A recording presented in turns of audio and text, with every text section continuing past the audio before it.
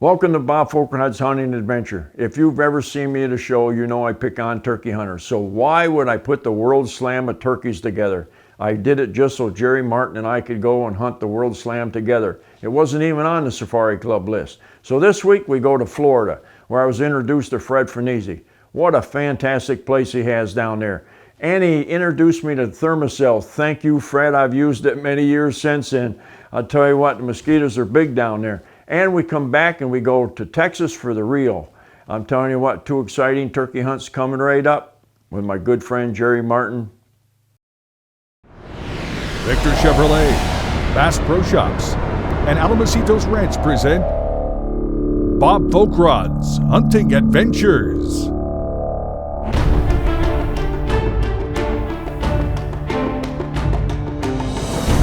Seven continents. 80 species. A 5-year quest in the making. High adventure. Dangerous game. Real-world training tips. This is Bfha's Hunting Adventures.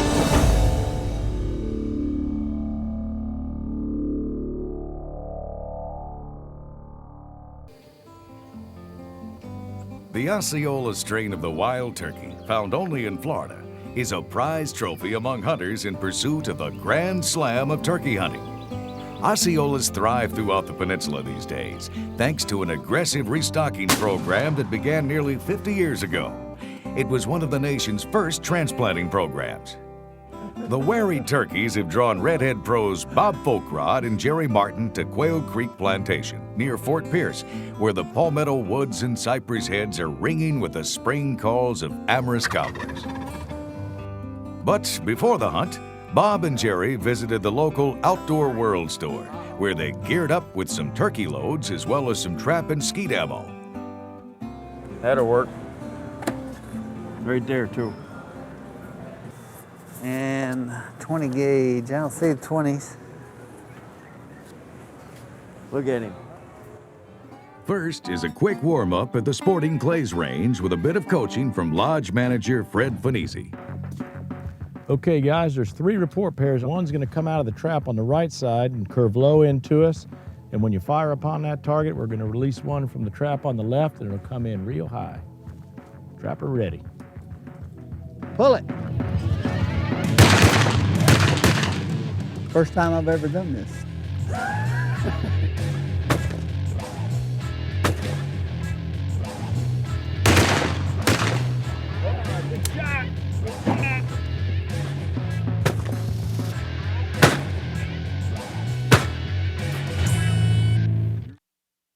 Next morning, the hunters are in the woods before dawn.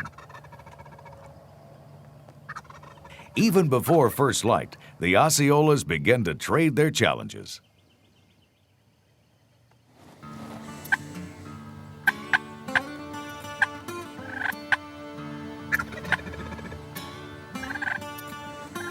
Though Osceolas are sometimes said to call less than other turkey strains, these birds apparently haven't read the book.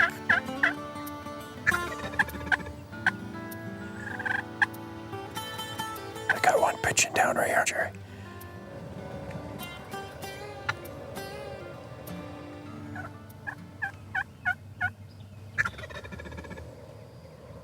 Florida now boasts some 80,000 Osceola strain turkeys on the peninsula, as well as 20,000 eastern birds in the northern sections.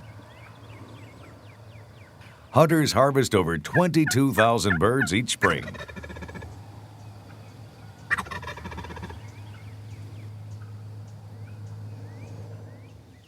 I got one on my left, Jerry just flew down. The decoys help to divert the gobbler's attention from the hunters, but the birds have come in on the wrong side for Bob to get a shot.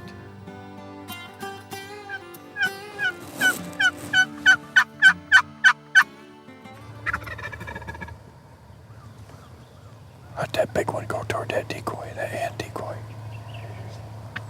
He comes out there another about 5 yards. I got him.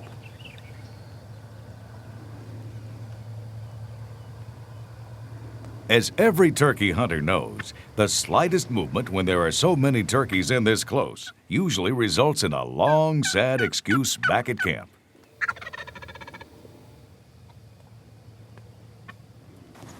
Got our deer coming off to the left of us. Uh-oh. Now, a suspicious doe comes along to make things even worse. The alarm putt means these birds are about to break. There's no choice now. Bob will have to risk moving his gun to take the shot. You okay with that right there?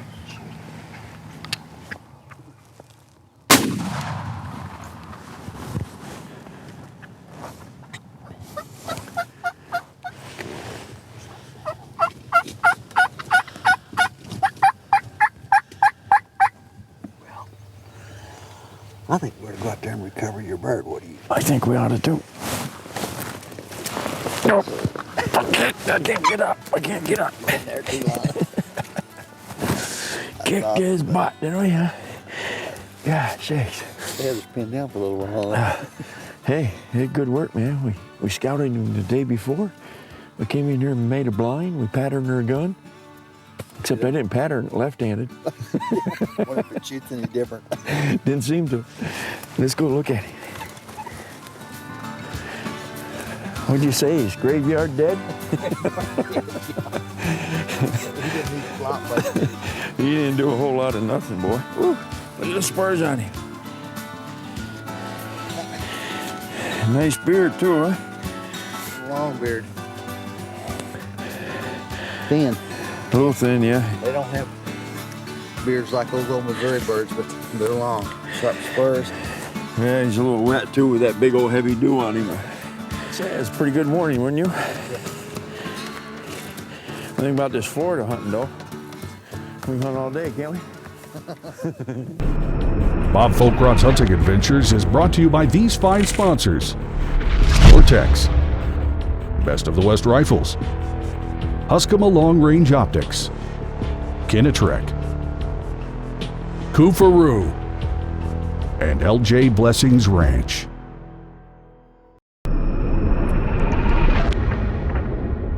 The new Victor Chevrolet building is now open. Visit us at 7200 Pittsford Victor Road, Route 96 near Eastview Mall, or victorchevrolet.com. Although Bob completed his obsession quest taking over 80 animals with a rifle, his first love has always been bow hunting. He's teamed up with longtime friend and archery coach Mike Price to help make you a better bow shot. This week's archery lesson is brought to you by Heritage Archery Academy and these great archery sponsors: Easton, Hoyt, Limb Saver, Gateway Feathers, and Tactical Hearing. All right, let's talk about diagnosing your shot, and again, from a common sense basis. The last set of tips we gave you was how to shoot your bow, how to hold your bow, how to use your release, what your sight picture should look like. So it's hard to diagnose the shot at the moment an animal standing in front of you and you really, really want to kill that animal. Go through each shot for practice, because the thing that affects an archer more than anything is that they say, oh, I shoot 100 arrows a day, but they shoot 80 arrows and 20 good ones. Pay attention to every arrow. I'd rather have you shoot 30 great shots, 10 great shots, whatever you can get off. 10 shots where you pay attention to everything. You pay attention to your stance, you load an arrow, you hook your release, you set your grip. You're gonna pay attention to every segmented piece of the shot, because if you segment it and you're in the deer stand, it'll happen subconsciously. But in practice, set your bow hand, present the bow to the target, make sure your alignment's perfect, your contact with your face is very light. What I want you to pay close attention to, that a lot of people don't, is their anchor, okay? So when you come to full draw, make sure that you're just, see, I'm not pushing in stupid hard on everything, just make contact. And then a circle on a circle, and then I engage my trigger, and I execute the shot. But when you're anchoring, you don't have to push in. So many people push into their face. make contact with everything. So the whole deal is, this is just a machine. The bow will repeat the shot flawlessly time after time. The thing that gets in the way is you. So be careful with face contact. Face contact on the fletching, on the arrow. We have guys that come in, they put the fletch in the corner of their mouth. We try to get them not to do that because you don't need the fletch to make an anchor point if you do it correctly, as we described in the last set of tips. But that should help you with diagnosing your part of the shot. Florida hunters are allowed 2 birds for the spring season. So the next day, Bob is back in the woods, looking for a gobbler that Jerry heard the afternoon before.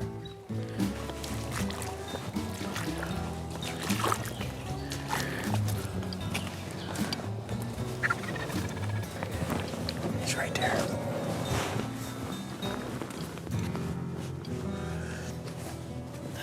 Bob has heard a distant gobble. Hopefully, with some artful scratching on the slate, he can bring it into range.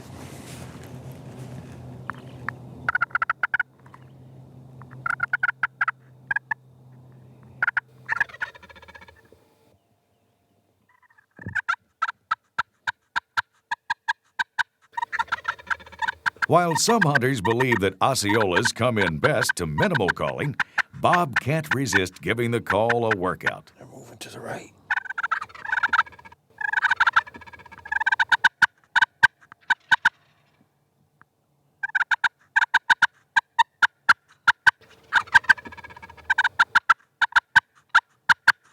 The old gobblers just can't stand to see the jakes horning in on what might be a hot hen.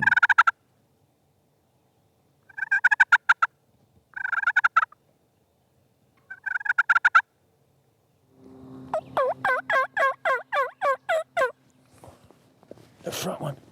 The front one.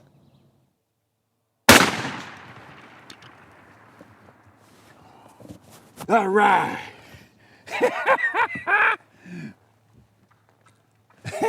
Woo! That's exciting. Oh, we had them coming all over the place. You know, I couldn't have done that. Well, my buddy Jerry Martin, he gave me lessons going out the door this morning, and he says, be cautious. He says, don't talk to him too much. I get excited, I can't help it. I get them fired up like that. Well, I just keep on pounding them. They come around, we're walking up this dug road, and we thought we heard him. We couldn't spot him. You know, we couldn't hear him. The traffic was too much. And talking to him, they reached out there and gobbled. And I think they nailed us right here. And they was going away from us, and when I got on the call, just started cranking it. Gosh sakes, they came right back, came in the back of us, and came out through here. Good deal, look at that. Isn't that something? A nice Osceola turkey. Whew. Well, I hope old Jerry has had as much fun and luck as I have this morning. That was one beautiful morning. Stay tuned for more information about the hunting opportunities at Quail Creek Plantation. Transportation for all of Bob Volkrod's hunting adventures is provided by Victor Chevrolet. Check them out at victorchevrolet.com. I got to thank you, Snowflakes and Cupcakes on Facebook, for some of your comments, because you give me excellent ideas for tips, like this Limb Saver Atlas bow hanger. You know, it's fantastic that, you know, some of the thought that went into this, but you're going, it pokes a hole in my bag, you know? Yes, this is the way it comes. You know, if you got a little rubber hose around, you can simply screw it on there, like I've been doing that for years on all of them, screwing steps and everything. So now it won't poke a hole in your bag. How about that? And the other one was, I put it up there and my bow fell off. You know, you go, okay, we're gonna screw it in, okay? So they screw it in a couple times, you know, and they go back here like this, and they hang their bow up. Oh, and my bow hit the ground. What kind of a product do you guys make? Okay, let me show you there, little snowflakes, how this thing was designed. You see this screw goes to here, okay? put it into the tree all the way to that spot. It's easier if you leave it at a 90-degree turn instead of trying to do this. I mean, God bless you all. I mean, to me, that's common sense, but keep it at a 90 and screw it in all the way, until you get to that spot. Okay, there. Now let's hang a bow up there. Boom, boom, boom. You really got it. Oh, that's going backwards. Okay, screw it again.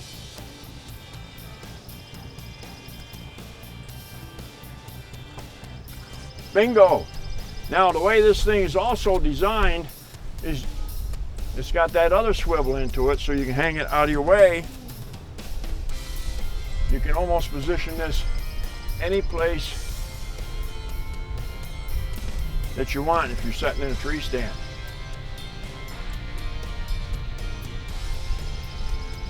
I like to keep it someplace in that so I can just reach up, put my hand onto it like that. So I'm sitting in a tree stand, I just reach up and grab it. That's what the different 3-point sections will allow you to do. Great idea. And hopefully this keeps you from poking a hole into your bag and also keeps your bow in the tree stand from hitting the ground. Good luck this fall. And that, my folks, is the tip of the day. Hunting the Rio Grande turkeys of Texas is often a matter of feast or famine. One morning, the toms run to the call like longhorns to a hay wagon, while the next day, the same birds treat your finest championship caliber hen talk like it's an out-of-tune car alarm. But either way, with an estimated 800,000 turkeys, there are enough longbeards in the Lone Star State to keep Redhead Pro Team members Jerry Martin and Bob Folkrod plenty busy for several days. Hunting the water-poor but game-rich region around San Antonio, Jerry and Bob hit the ground running after morning flights from up north.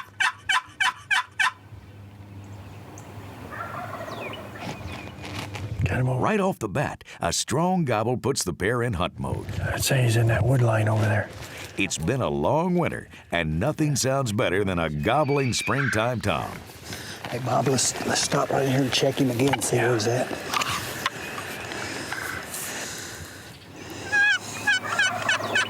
Gosh, he's right there someplace. Let's see if we can get on down to the creek. Okay. I think he's on the other side. In this dry country, turkeys may spend time near water sources, but they don't like to cross them. Bob and Jerry will have to eliminate this obstacle somehow.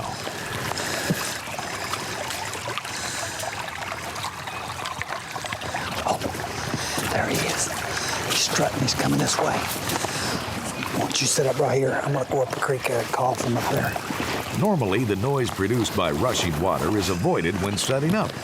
But Niagara Falls wouldn't drown out a gobbler that's this close.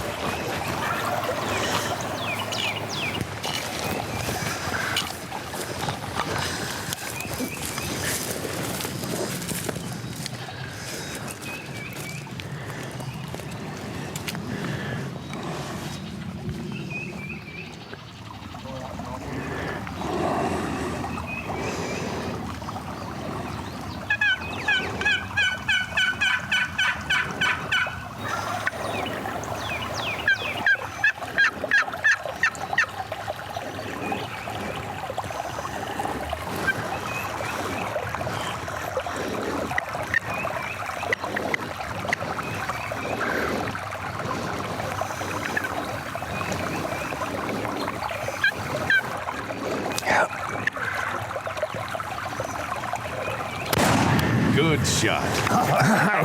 Hey, Jerry.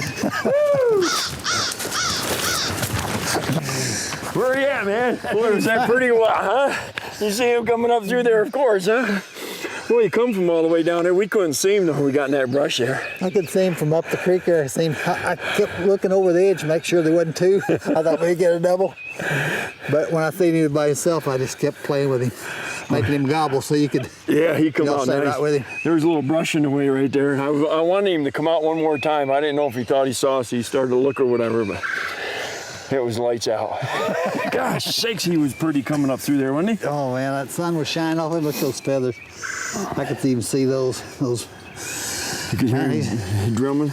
Yeah, I hear him drumming. Look at the Sharp spurs, spurs. He's yeah. a 3-year-old bird, That's beautiful. at least. You know, you can tell it's kind of good to come down here and see that the birds have been strutting a lot because these wings tips are just wore off. Yeah, worn right down, aren't they? So they're getting quite a ways up into breeding season. Are you telling me it's going to be a lot more fun? It could be a whole lot of fun. Well, let's get out of here. Look at that. Just minutes into a 3-day hunt, looks like this is going to be a turkey gravy train. But as Jerry Martin is soon to find out, the longbeards around here are about as predictable as a Texas rattlesnake. Bob's gear today includes Redhead Turkey Lounger vests, Redhead Silent Hind clothing in Mossy Oak Breakup and Realtree HD Green, Browning, Satori, and Remington 870 12-gauge scatter guns, loaded with Winchester extended range turkey loads and number 6 shot, and Redhead Signature Series box calls in Osage Orange and Walnut. This segment has been brought to you by the Victor Chevrolet Deal of the Week. Check them out at victorchevrolet.com.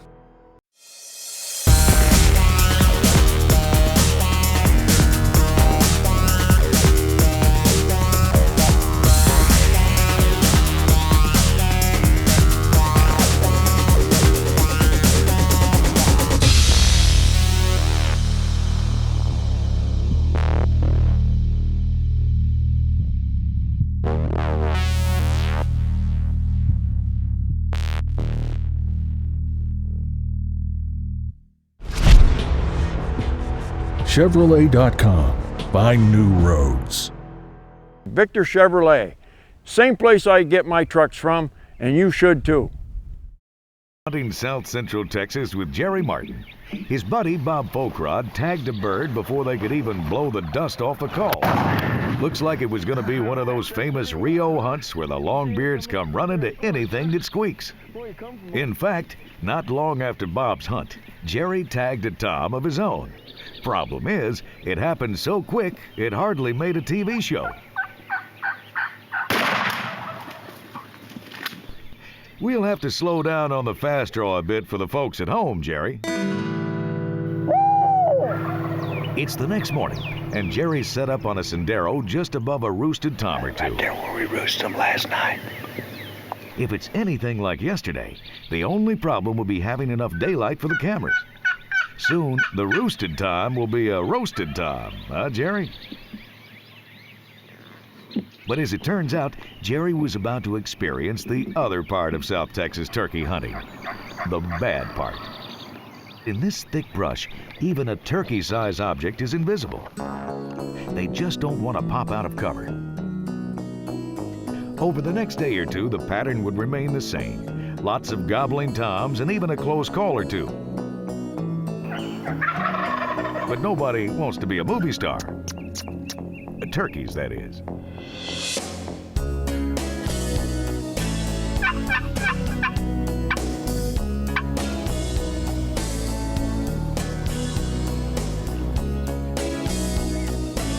Jerry's been here before. During certain stages of the breeding season, the toms will hit the ground at a trot, covering lots of territory. They're often following hens or keeping their distance until they see a turkey of the female persuasion. And between the thick cedar, cactus, and scrub oak, a turkey is as hard to see as a whippoorwill in camo. It also makes it difficult to find a good place to set up a decoy. Jerry just keeps at it, testing the toms, then moving on. Like they say, Jerry, even a bad day of hunting is better than a good day at work, right? Sooner or later, the right birds and the right conditions will come together.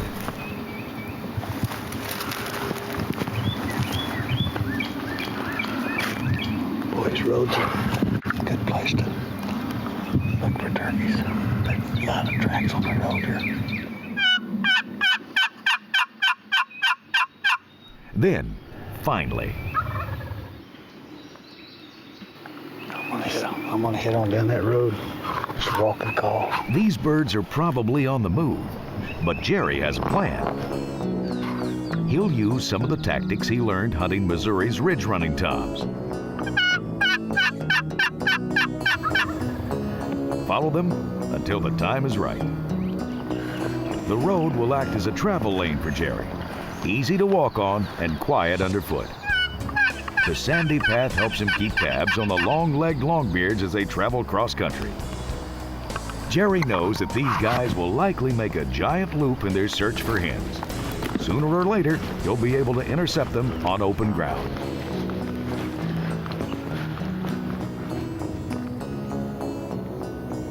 The big power line right-of-way acts as a clearing for Jerry and hopefully for the toms.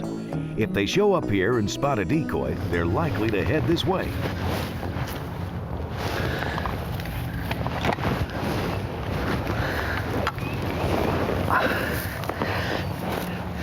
What really pays off is to have this really kind of dark colored pattern when you're sitting back in these cedar trees in the shade. It really makes a difference.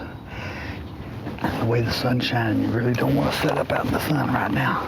That busts you every time.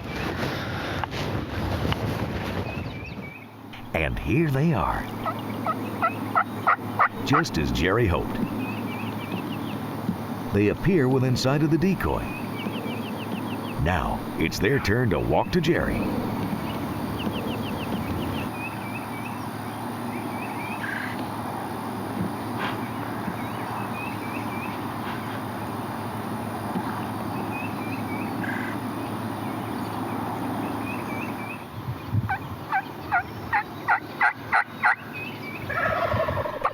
While they're both longbeards, one guy looks like he got in a fight with a wood chipper.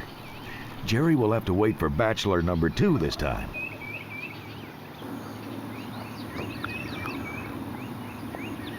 Let's shoot the one with the round fan. The one on the back. One with the full fan. Yeah. On him now. Good shot, Jerry. Boy. And this is a pretty bird coming down there, right down that power line with the sun on him. Man, he is beautiful. These old feathers were just shining. Look at that big old pretty round fan. That's the reason I decided to shoot him, because his fan was pretty and that other one was ugly. He was broke up real bad. Boy, that beard, that's got to be 10 inches or a little better. That's a nice, real grand bird. Texas has become famous among turkey hunters for lots of numbers and willing toms. Just like their eastern cousins, though, Lone Star longbeards can try the patience of even the most seasoned pros.